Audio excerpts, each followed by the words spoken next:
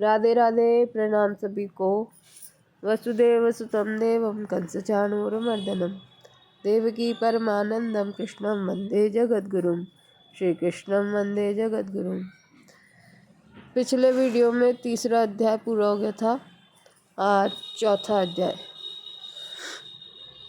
3 अध्याय पूरे हो चुके हैं, लेकिन केवल 98 लोग जुड़े हैं अभी तक।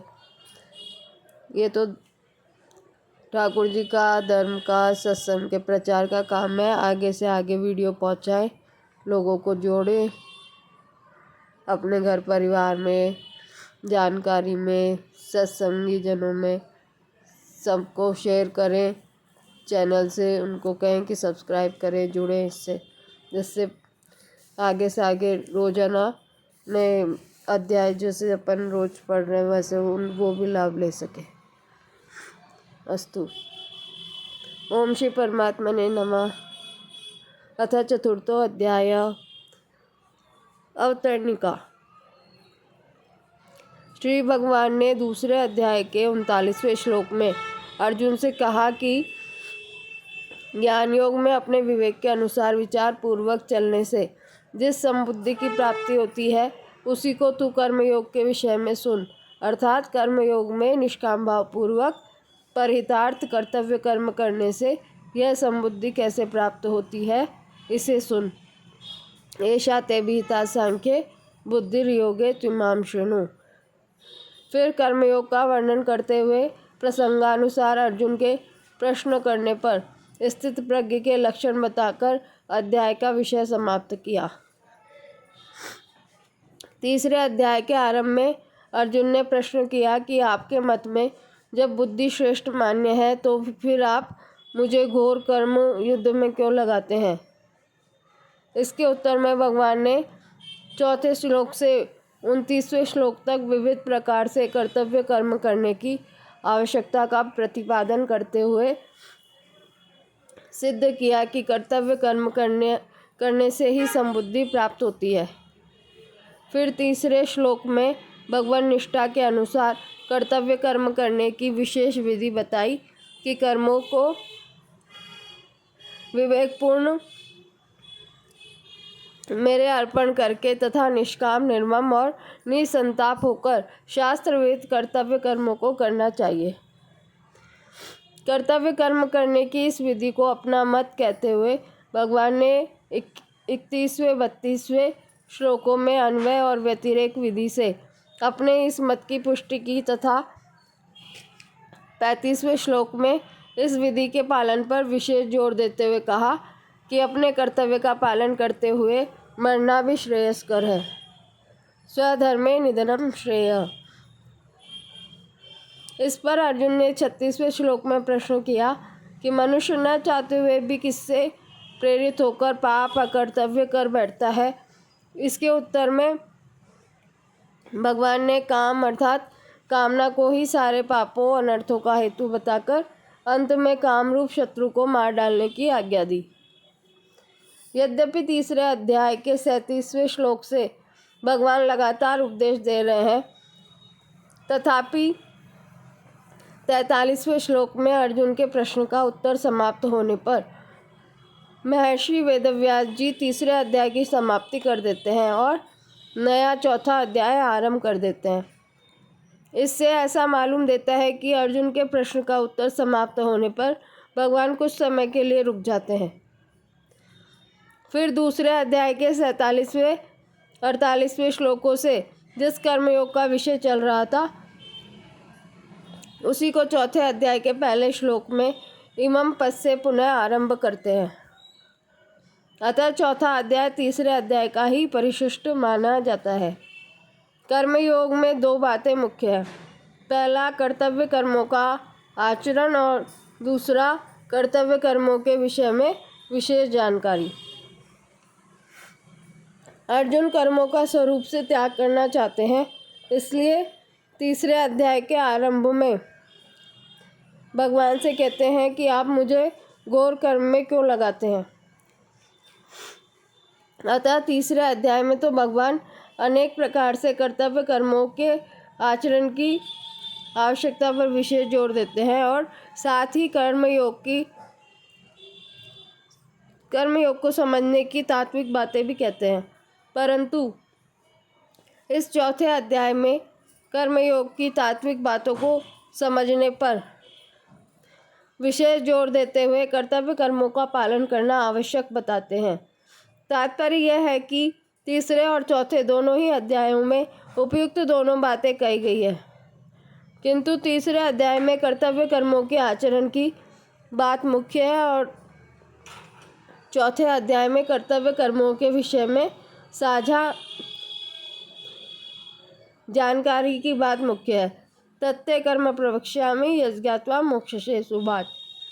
जो कर्मयोग अनादि होते हुए 20 भूमंडल पर जानने वाले विशेष पुरुष के न रहने से बहुत काल से लुप्त प्राय हो गया था, उसी कर्मयोग का वर्णन पुनः आरंभ करते हुए भगवान पहले 3 श्लोकों में कर्मयोग की परंपरा बताकर उसकी अनादिता सिद्ध करते हैं। श्री भगवान उवाच इमं विवस्वते योगं प्रोक्तवानहम् अव्ययम् विवस्वान्मनवे प्राह मनुरिक्ष्वाकवे ब्रवीत। श्री भगवान बोले, मैंने इस अविनाशी योग कर्मयोग को सूर्य से कहा था, फिर सूर्य ने अपने पुत्र वैवस्वत मनु से कहा था और मनु ने अपने पुत्र राजा इक्ष्वाकु से कहा था। व्याख्या। इमं विवस्वते योगम प्रोक्तवानम अव्ययम्। भगवान ने जिन सूर्य, मनु और इक्ष्वाकु राजाओं का उल्लेख किया है वे सभी गृहस्थ थे और उन्होंने गृहस्थ आश्रम में रहते हुए ही कर्मयोग के द्वारा परम सिद्धि प्राप्त की थी। अतः यहाँ के इमं अव्ययम योगम पदों का तात्पर्य पूर्व प्रकरण के अनुसार तथा राज परंपरा के अनुसार कर्मयोग लेना ही उचित प्रतीत होता है। यद्यपि पुराणों में और उपनिषदों में भी कर्मयोग का वर्णन आता है, तथापि वह गीता में वर्णित कर्मयोग के समान सांगोपांग और विस्तृत नहीं है। गीता में भगवान ने विविध युक्तियों से कर्मयोग का सरल और सांगोपांग विवेचन किया है। कर्मयोग का इतना विशद वर्णन पुराणों और उपनिषदों में देखने को नहीं आता। भगवान नित्य हैं और उनका अंश जीवात्मा भी नित्य है तथा भगवान के साथ जीव का संबंध भी नित्य है। अतः भगवत प्राप्ति सब मार्ग, योग मार्ग, ज्ञान मार्ग, भक्ति मार्ग आदि भी नित्य है। यहाँ अव्ययम पद से भगवान कर्मयोग की नित्यता का प्रतिपादन करते हैं। परमात्मा के साथ जीव का स्वतः सिद्ध संबंध नित्य योग है। जैसे पतिव्रता स्त्री को पति की होने के लिए करना कुछ नहीं पड़ता क्योंकि वह पति की तो है ही, ऐसे ही साधक को परमात्मा का होने के लिए करना कुछ नहीं पड़ता, वह तो परमात्मा का है ही। परंतु अनित्य क्रिया, पदार्थ, घटना आदि के साथ जब वह अपना संबंध मान लेता है तब उसे नित्य योग अर्थात परमात्मा के साथ अपने नित्य संबंध का अनुभव नहीं होता। अतः उस अनित्य के साथ माने हुए संबंध को मिटाने के लिए कर्मयोगी शरीर, इंद्रियां, मन, बुद्धि आदि मिली हुई समस्त वस्तुओं की संसार की ही मानकर संसार की सेवा में लगा देता है। वह मानता है कि जैसे धूल का छोटा से छोटा कण भी विशाल पृथ्वी का ही अंश है, ऐसे ही यह शरीर भी विशाल ब्रह्मांड का ही अंश है। ऐसा मानने से कर्म तो संसार के लिए होंगे पर योग अपने लिए होगा अर्थात नित्य योग का अनुभव हो जाएगा। भगवान विवस्वते प्रोक्तवान पदों से साधकों को मानो यह लक्ष्य करते हैं कि जैसे सूर्य सदा चलते ही रहते हैं अर्थात कर्म करते ही रहते हैं और सबको प्रकाशित करने पर ही भी स्वयं निर्लिप्त रहते हैं, ऐसे ही साधकों को भी प्राप्त परिस्थिति के अनुसार अपने कर्तव्य कर्मों का पालन स्वयं करते रहना चाहिए और दूसरों को भी कर्मयोग की शिक्षा देकर लोक संग्रह करते रहना चाहिए, पर स्वयं उनसे निर्लिप्त रहना चाहिए। सृष्टि में सूर्य सबके आदि हैं। सृष्टि की रचना के समय भी सूर्य जैसे पूर्व कल्प में थे वैसे ही प्रकट हुए। सूर्य चंद्रमसो धाता यथा पूर्वम अकल्पयत। उन सबके आदि सूर्य को भगवान ने अविनाशी कर्मयोग का उपदेश दिया। इससे सिद्ध हुआ कि भगवान सबके आदि गुरु हैं और साथ कहते हैं कि मैं तुम्हें जो कर्मयोग की बात बता रहा हूँ आदि गुरु हैं और साथ ही कर्मयोग के भी अनादि हैं। भगवान अर्जुन से मानो यह कहते हैं कि मैं तुम्हें जो कर्मयोग की बात बता रहा हूँ वह कोई आज की नई बात नहीं है। जो योग सृष्टि के आदि से अर्थात सदा से है उसी योग की बात मैं तुम्हें बता रहा हूँ। भगवान ने सृष्टि के आदि काल में सूर्य को कर्मयोग का उपदेश क्यों दिया? सृष्टि के आरंभ में भगवान ने सूर्य को ही कर्मयोग का वास्तविक अधिकारी जानकर उन्हें सर्वप्रथम इस योग का उपदेश दिया। दूसरा, सृष्टि में जो सर्वप्रथम उत्पन्न होता है उसे ही उपदेश दिया जाता है। जैसे ब्रह्मा जी ने सृष्टि के आदि में प्रजाओं को उपदेश दिया। उपदेश देने का तात्पर्य है कर्तव्य का ज्ञान कराना। सृष्टि में सर्वप्रथम सूर्य की उत्पत्ति हुई, फिर सूर्य से समस्त लोक उत्पन्न हुए।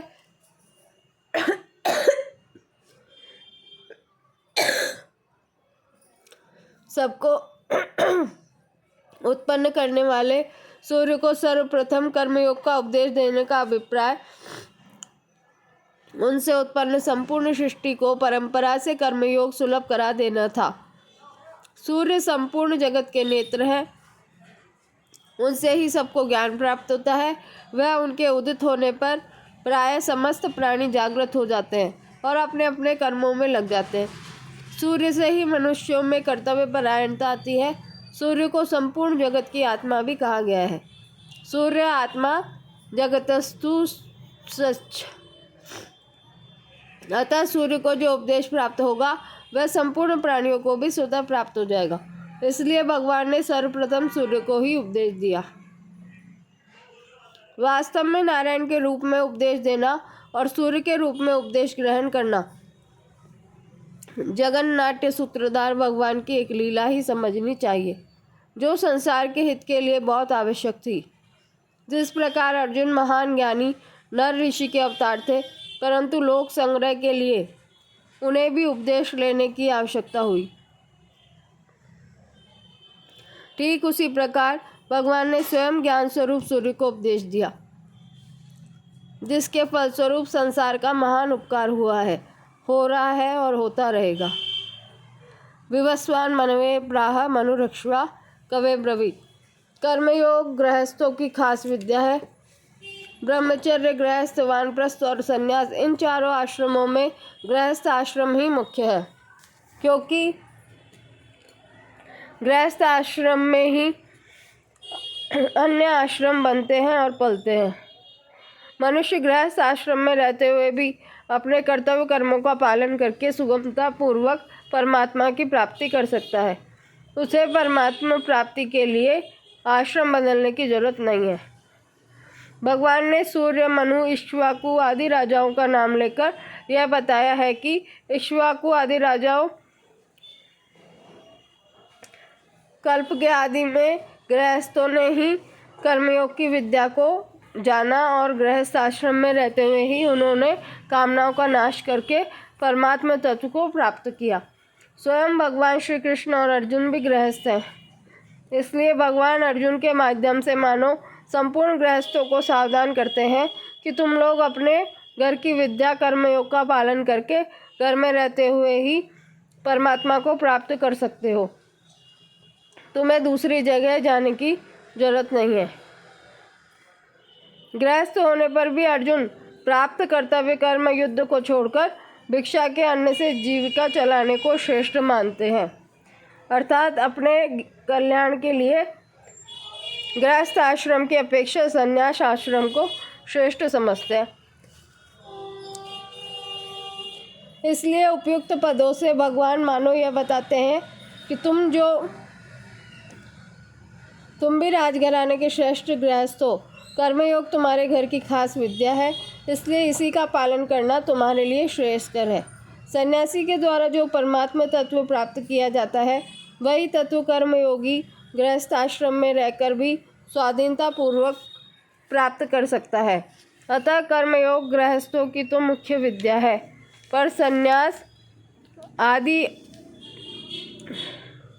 अन्य आश्रम वाले भी इसका पालन करके परमात्म तत्व को प्राप्त कर सकते हैं। प्राप्त परिस्थिति का सदुपयोग ही कर्मयोग है। अतः कर्मयोग का पालन किसी भी वर्ण, आश्रम, संप्रदाय, देश, काल आदि में किया जा सकता है। किसी विद्या में श्रेष्ठ और प्रभावशाली पुरुषों का नाम लेने से उस विद्या की महिमा प्रकट होती है, जिससे दूसरे लोग भी वैसा करने के लिए उत्साहित होते हैं।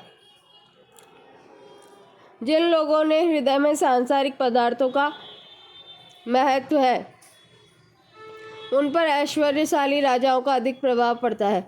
इसलिए भगवान सृष्टि के आदि में होने वाले सूर्य का तथा मनु आदि प्रभावशाली राजाओं के नाम लेकर कर्मयोग का पालन करने की प्रेरणा करते हैं। विशेष बात, क्रियाओं और पदार्थों में राग होने से अर्थात उनके साथ अपना संबंध मानने से कर्मयोग नहीं हो पाता। गृहस्थ में रहते हुए भी सांसारिक भोगों में अरुचि, उपरति अथवा कामना का अभाव होता है। किसी भी भोग को भोगे, अंत में उस भोग में अरुचि अवश्य उत्पन्न होती है। यह नियम है। आरंभ में भोग की जितनी रुचि रहती है, भोग भोगते समय वह उतनी नहीं रह जाती, प्रत्युत क्रमशः घटते घटते समाप्त हो जाती है। जैसे मिठाई खाने के आरंभ में उसकी जो रुचि होती है, वह उसे खाने के साथ साथ घटती चली जाती है और अंत में उससे अरुचि हो जाती है। परंतु मनुष्य भूल यह करता है कि वह उस अरुचि को महत्व देकर उसे स्थायी नहीं बनाता। वह अरुचि को ही तृप्ति का फल मान लेता है, परंतु वास्तव में अरुचि में थकावट अर्थात भोगने की शक्ति अभाव ही होता है।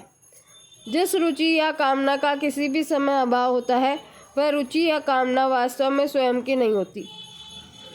जिससे कभी भी अरुचि होती है, उससे हमारा वास्तविक संबंध नहीं होता। जिससे हमारा वास्तविक संबंध है, उस सत्स्वरूप परमात्म तत्व की ओर चलने में कभी अरुचि नहीं होती, प्रत्युत रुचि बढ़ती ही जाती है। यहाँ तक कि परमात्म तत्व की प्राप्ति होने पर भी प्रेम के रूप में वह रुचि बढ़ती ही रहती है। स्वयं भी सत्स्वरूप है, इसलिए अपने अभाव की रुचि भी किसी की नहीं होती।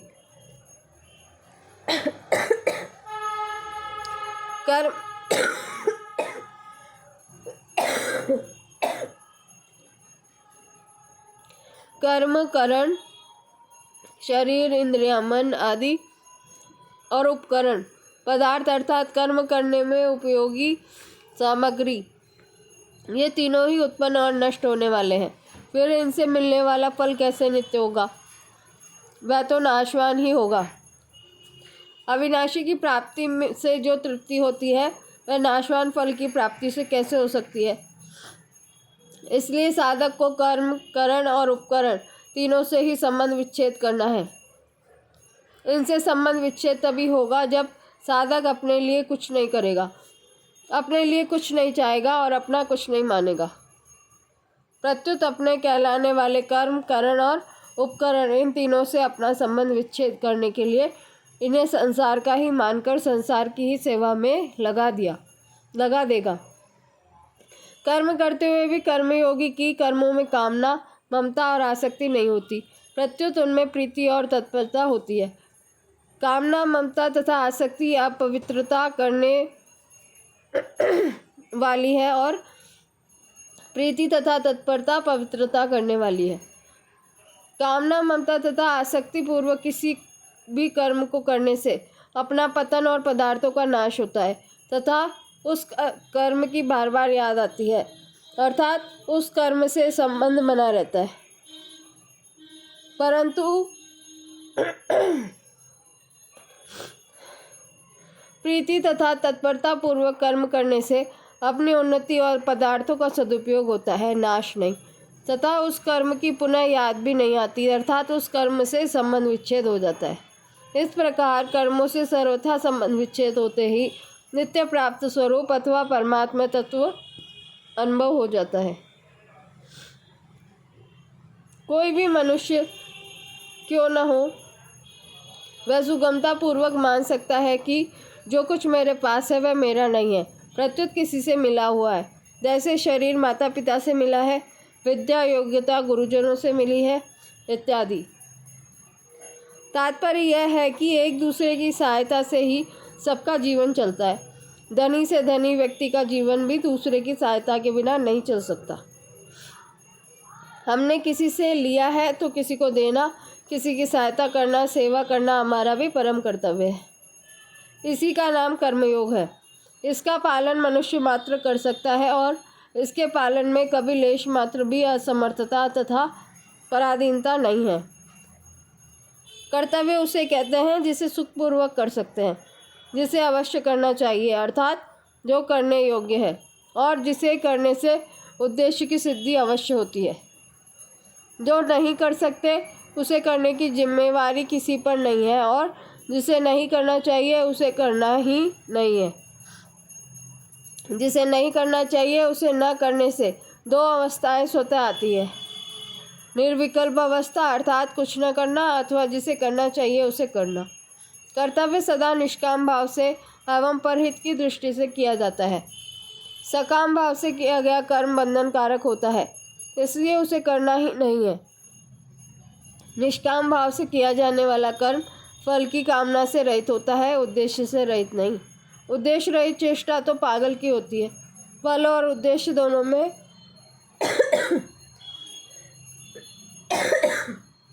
अंतर होता है। फल उत्पन्न और नष्ट होने वाला होता है, पर उद्देश्य नित्य होता है। उद्देश्य नित्य प्राप्त परमात्मा के अनुभव का होता है, जिसके लिए मनुष्य जन्म हुआ है। अपने कर्तव्य का पालन न करने से उस परमात्मा का अनुभव नहीं होता। सकाम भाव, प्रमाद, आलस्य आदि रहने से अपने कर्तव्य का पालन कठिन प्रतीत होता है। वास्तव में कर्तव्य कर्म का पालन करने से परिश्रम नहीं है। कर्तव्य कर्म सहज स्वाभाविक होता है, क्योंकि वह स्वधर्म है। परिश्रम तब होता है जब अहमता, आसक्ति, ममता, कामना से युक्त होकर अर्थात अपने लिए कर्म करते हैं। इसलिए भगवान ने राजस कर्म को परिश्रम युक्त बताया है।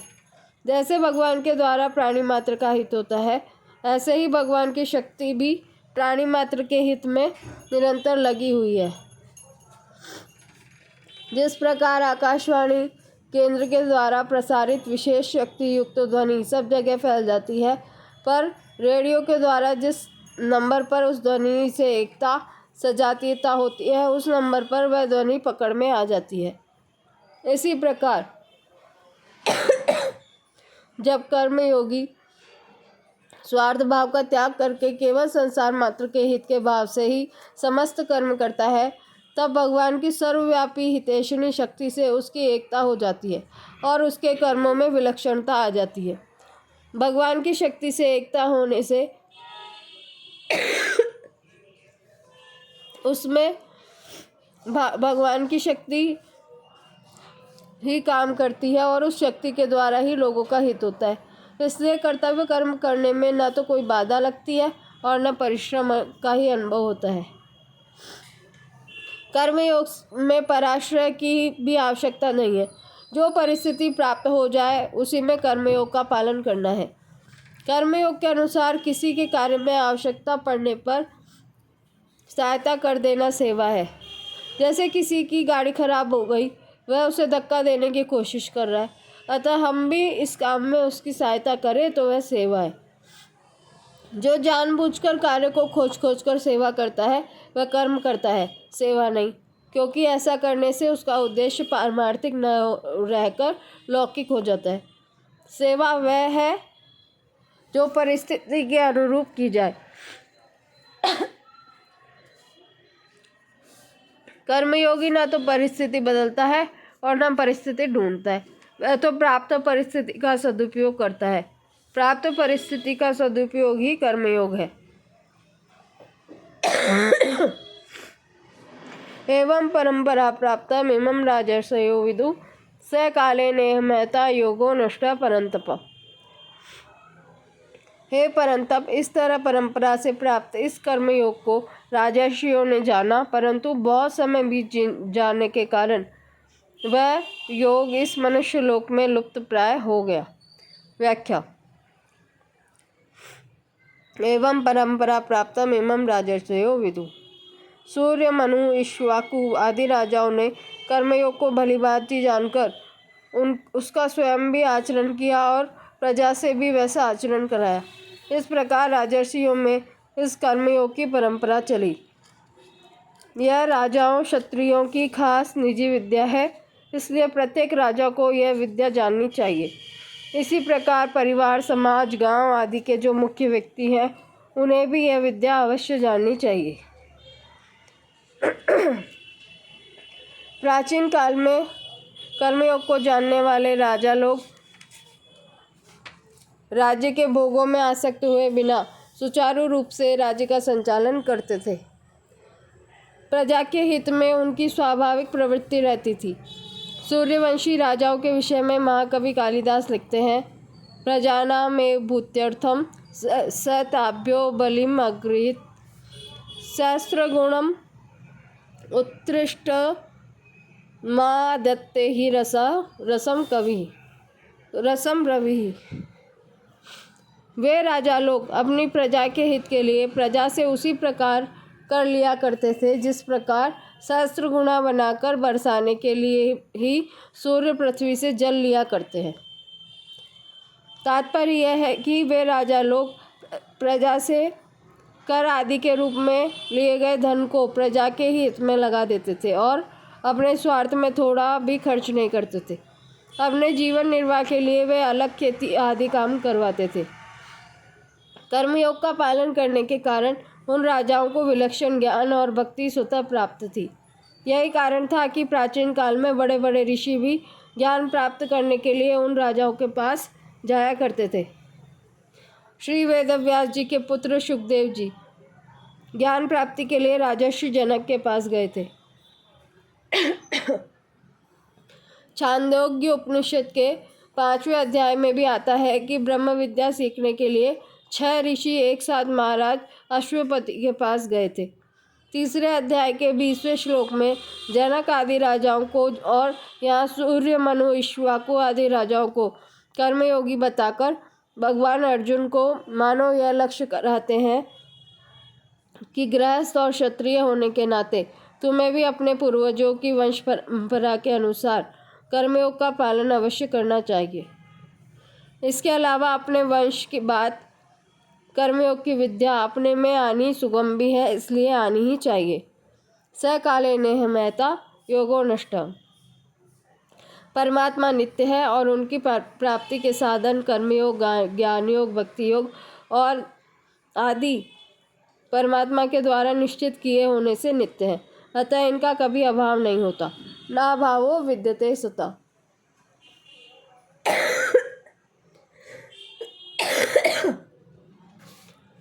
यह आचरण में आते हुए न दिखने पर भी नित्य रहते हैं, इसलिए यहाँ आए नष्टा पद का अर्थ लुप्त अप्रकट होना ही है, अभाव होना नहीं। पहले श्लोक में कर्मयोग को अव्ययम अर्थात अविनाशी कहा गया है, अतः यहाँ नष्ट पद का अर्थ यदि कर्मयोग का अभाव माना जाए तो दोनों ओर से विरोध उत्पन्न होगा कि यदि कर्मयोग अविनाशी है तो उसका अभाव कैसे हो गया, और यदि उसका अभाव हो गया तो वह अविनाशी कैसे है। इसके सिवाय आगे के श्लोक में भगवान कर्मयोग को पुनः प्रकट करने की बात कहते हैं। यदि उसका अभाव हो गया होता तो पुनः प्रकट नहीं होता। भगवान के वचनों में विरोध भी नहीं आ सकता, इसलिए यहाँ यह नष्ट पदों का तात्पर्य यह है कि इस अविनाशी कर्मयोग के तत्व का वर्णन करने वाले ग्रंथों का और इसके तत्व को जानने वाले तथा उसे आचरण में लाने वाले श्रेष्ठ पुरुषों का इस लोक में अभाव सा हो गया है। जहाँ से जो बात कही जाती है वहाँ से वह परंपरा से जितनी दूर चली जाती है उतना ही उसमें स्वतः अंतर पड़ता जाता है। यह नियम है। भगवान कहते हैं कि कल्प के आदि में मैंने यह कर्मयोग सूर्य से कहा था, फिर परंपरा से इसे राजर्षियों ने जाना, अतः इसमें अंतर पड़ता ही गया। और बहुत समय बीत जाने से अब यह योग इस मनुष्य लोक में लुप्तप्राय हो गया है। यही कारण है कि वर्तमान में इस कर्मयोग की बात सुनने तथा देखने में बहुत कम आती है। कर्मयोग का आचरण लुप्तप्राय होने पर भी उसका सिद्धांत अपने लिए कुछ न करना सदैव रहता है, क्योंकि इस सिद्धांत को अपनाए बिना किसी भी योग, ज्ञान योग, भक्ति योग आदि का निरंतर साधन नहीं हो सकता। कर्म तो मनुष्य मात्र को करने ही पड़ते हैं। हाँ, ज्ञान योगी विवेक के द्वारा कर्म को नाशवान मानकर कर्मों से संबंध विच्छेद करता है, और भक्ति योगी कर्मों को भगवान के अर्पण करके कर्मों से संबंध विच्छेद करता है। अतः ज्ञान योगी और भक्ति योगी को कर्मयोग का सिद्धांत तो अपनाना ही पड़ेगा, भले ही वे कर्मयोग का अनुष्ठान न करें। तात्पर्य यह है कि वर्तमान में कर्मयोग लुप्त प्राय होने पर भी सिद्धांत के रूप में विद्यमान ही है। वास्तव में देखा जाए तो कर्मयोग में कर्म लुप्त नहीं हुए, प्रत्युत कर्मों का प्रवाह अपनी ओर होने से योग ही लुप्त हुआ है। तात्पर्य यह है कि जैसे संसार के पदार्थ कर्म करने से मिलते हैं, ऐसे ही परमात्मा भी कर्म करने से मिलेंगे। यह बात साधकों के अंतःकरण में इतनी दृढ़ता से बैठ गई है कि परमात्मा नित्य प्राप्त है। इस वास्तविकता की ओर उसका ध्यान ही नहीं जा रहा। कर्म सदैव संसार के लिए होते हैं और योग सदैव अपने लिए होता है। योग के लिए कर्म करना नहीं होता, वह तो स्वतः सिद्ध है। अतः योग के लिए यह मान लेना कि वह कर्म करने से होगा, यही योग का लुप्त होना है। मनुष्य शरीर कर्म योग का पालन करने के लिए, अर्थात दूसरों की निस्वार्थ सेवा करने के लिए ही मिला है। परंतु आज मनुष्य रात दिन अपनी सुख सुविधा, सम्मान आदि की प्राप्ति में ही लगा हुआ है। स्वार्थ के अधिक बढ़ जाने के कारण दूसरों की सेवा में उसका ध्यान ही नहीं जाता। इस प्रकार जिसके लिए मनुष्य शरीर मिला है, उसे भूल जाना ही कर्मयोग का लुप्त होना है। मनुष्य सेवा के द्वारा पशु पक्षी से लेकर मनुष्य, देवता, पितर, ऋषि, संत, महात्मा और भगवान तक को अपने वश में कर सकता है। परंतु सेवा भाव को भूलकर मनुष्य स्वयं भोगों के वश में हो गया है, जिसका परिणाम नरकों में तथा 84 लाख योनियों में पड़ जाना है। यही कर्मयोग का छिपना है। आज पहले और दूसरे श्लोक की चर्चा हो गई है। अब आगे के श्लोक की चर्चा कल करेंगे। और बीच बीच में खांसी चल रही है, गला खराब हो रहा है, तो ये स्वास्थ्य में थोड़ा सा कुछ है कमी, इस कारण हो रहा है। दवाई लेने पे भी सही नहीं हो रहा। इसके लिए मैं क्षमा प्रार्थी हूँ अगर आपको कुछ बात समझने में दिक्कत हो रही हो। अब कब तक ये ठाकुर जी सही करते हैं वो जाने। बाकी और रात में ज़्यादा होने लग जाती है, इसलिए आज जल्दी वीडियो बना दिया, तो थोड़ा कम ही रहा इसका प्रभाव, नहीं तो शब्द ही नहीं बोल पाए। इसलिए वीडियो तो अब बनाने है, जब गीता जी शुरू ही कर दिए तो अब पूरी तो करेंगे ठाकुर जी को। बस आपको जो दिक्कत हो रही है उसके लिए क्षमा प्रार्थी है। आगे के श्लोक की चर्चा कल के वीडियो में करेंगे। राधे राधे।